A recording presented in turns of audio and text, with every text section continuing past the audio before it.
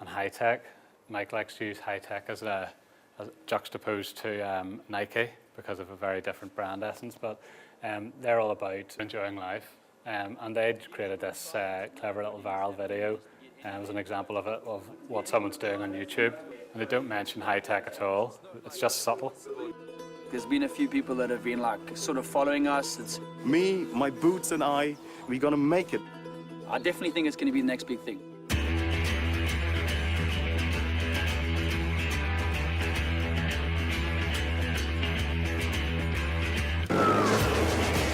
Yeah, liquid mountaineering is actually Ulf's brainchild.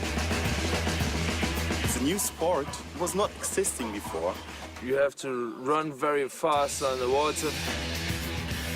I mean, obviously the first step was the most important one. When we discovered, oh my God, Jesus, we're going 1 step, we're going 2 steps, we're going 3 steps. We're discovering it as we go along. While we're still on land, we try to get up really speed. Soon we touch the water. We try to get like a swimming machine. It's not straight into the water, you know. In a curve, in a slight curve. And by that bend, you're actually not allowing yourself to sink into the water, and you want to keep that skimming sensation going as long as you can. Bonjour.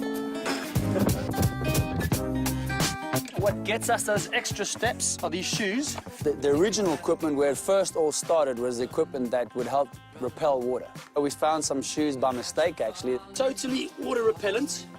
It's like water off a duck's back.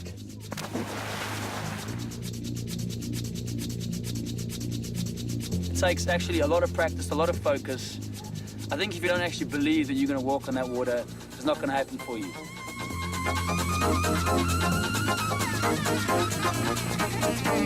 Go, go, go, go.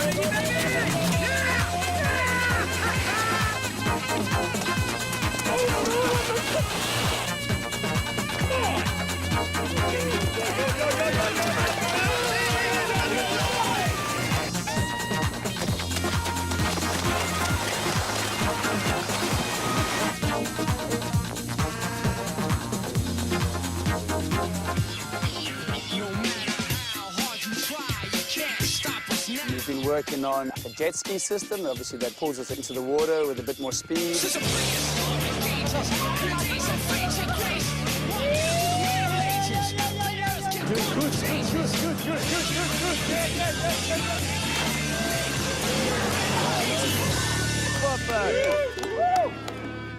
Be with yourself, believe in it.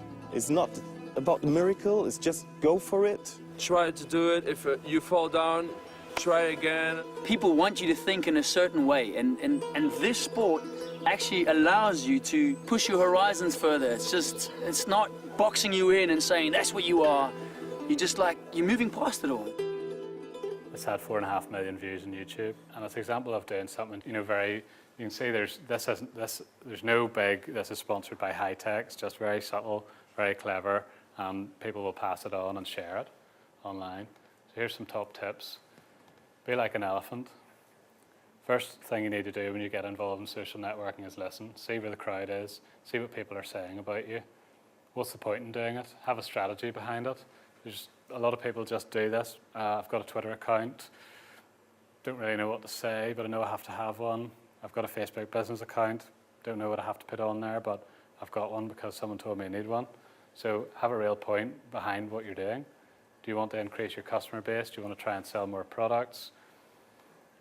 Analyze your audience. So using some of these tools, or especially if you've got a Facebook business page, and the difference between the Facebook profile, personal profile, and business page is that the business page has analytics, like Google Analytics. It's called Insights. So when you click into there, you can see how many people like your page.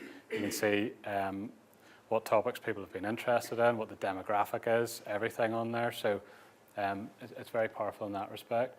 Find your one thing. You don't want to be online and talking about too many different things because people really won't know what you stand for. So find your one thing, and this is, John's a great example of that with the golf. His one thing, and that's all he talked about, and he was consistent about it. Select your outposts, and that's really done by looking at number 3, your outposts are where you're going to engage. Is it going to be Twitter, Facebook, YouTube? There are probably 500 more different networks now, so you have to find out where you're being talked about and pick your metrics, how to measure it, make a statement. The other thing to remember on the internet is that it's a hugely public forum, and people forget about this all the time. People have lost their jobs over it.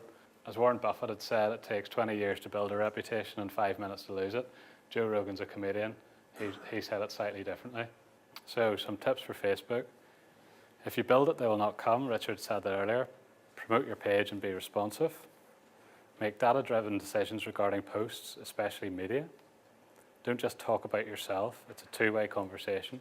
Use contests and promotions to generate traffic and build excitement, and that is one of the most powerful uses for social media, is to give stuff away, whether it's knowledge, whether it's little prizes, some of your products, testers, competitions. It's huge for that, and it's very, very easy to spread contests and promotions virally on Twitter, especially on Facebook, because people can just share them around each other. If I enter a competition to win a prize, people that follow me on Twitter will all see that I've entered it, so they'll enter it as well. Their friends will all see they've entered it, and they'll enter it as well. And that's why the virility of it is so powerful. Consider targeted ads to increase traffic and fans, and this doesn't have to be expensive.